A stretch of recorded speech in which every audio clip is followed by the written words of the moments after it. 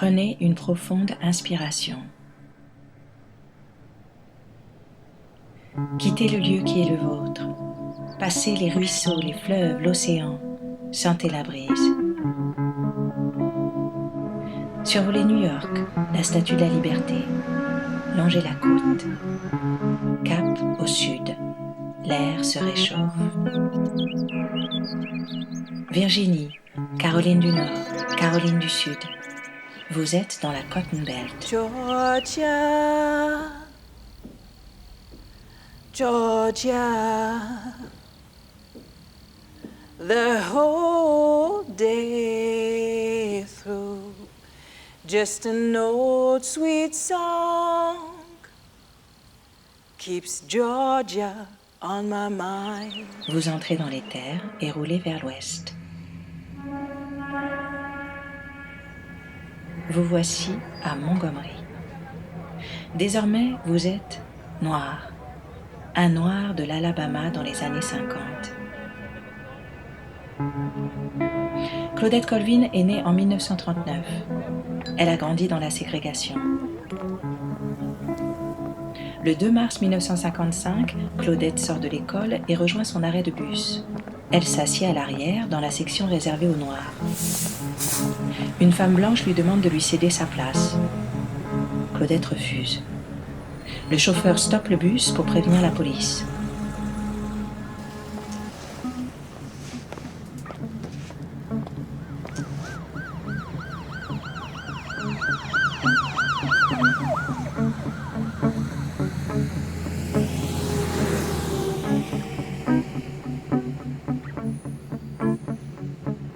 I'm very honored to introduce you today Noir, an augmented reality experience immersing you into the Alabama of the 50s to uncover the story of a forgotten hero who is still alive today, Claudette Colvin.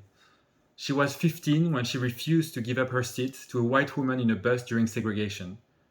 9 months before Rosa Parks will do so and become the icon we know.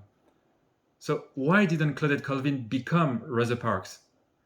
I will now let Tanya and Stéphane introduce the story and its very contemporary stakes. Claudette Colvin could have been Rosa Parks, but she hasn't been chosen.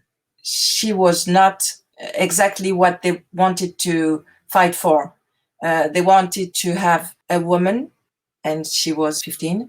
And another point, Claudette Colvin has dark skin, and that wasn't good for the fight at this moment. And because she was very poor, 2 points that makes her not so easy to fight for. Racism is about the question of how you can erase someone, how you can decide that you're not in front of a human being. So that's why it was important to me to begin the story telling the reader, now I'm the master, and I'm going to tell you how we're going to do. Because racism is about that. Racism is about the idea that now someone decides that you're not a human being just because of your color, or just because of your religion, or just because of your sexuality or your gender.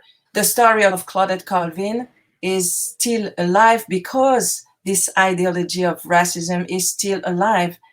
I was a graduate in English civilization and American civilization.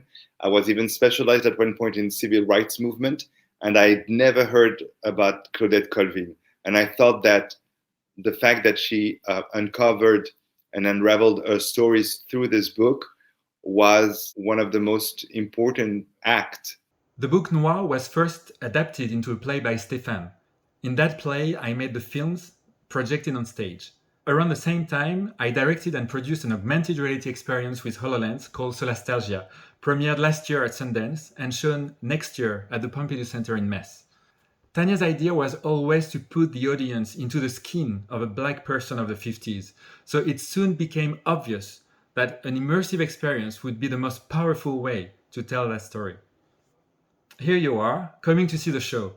You are in a group of 10 to 15 people, and you put an equipment on, a HoloLens, like this one, and also some headsets with 3D sound.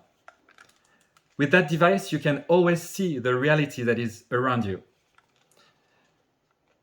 Now you enter a dark room where we built a real set. There are objects that are scattered around. A bench, a door, a window frame, a cinema screen, a bit like the set of Dogville. You can now explore freely, you can feel some wind on your skin. And suddenly, the hologram of Tanya appears and she guides you into the Alabama of the 50s. The HoloLens precisely places holograms of people and objects all around the set. They seem in direct interaction with your environment. You can even touch them. And when you go close to the holograms, they start talking. You can hear their inner thoughts. You can hear their stories. Last but not least, we are working with Valgeir Sigurdsson, a great Icelandic sound designer and composer, producer of Dancer in the Dark's music and mastering this fine line between sound design and music.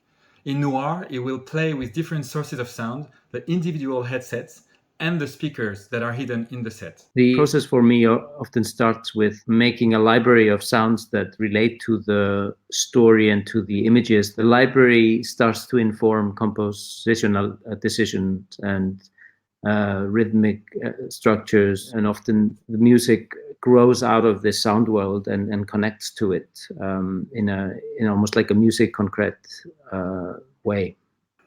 Technically, we have developed our own streaming technology, so the holograms you can see in the HoloLens look actually amazing. We also designed a minimal and adaptable set, as we want to be able to put it up potentially everywhere and in just half a day.